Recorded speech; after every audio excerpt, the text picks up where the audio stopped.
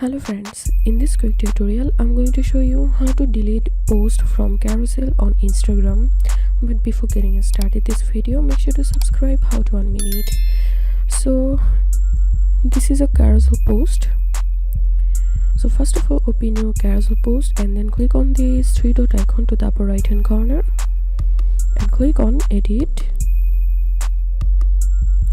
and then slide and open that carousel which you want to delete. Suppose I want to delete this slide, so here we can see a delete button here to the upper left hand corner. So we have to click on this delete button and then click on delete. So here you can see the media has been deleted, then click on OK. So this is how we can delete post from carousel on Instagram. If you find this video helpful, make sure to subscribe how to unmin it. Thanks for watching this video.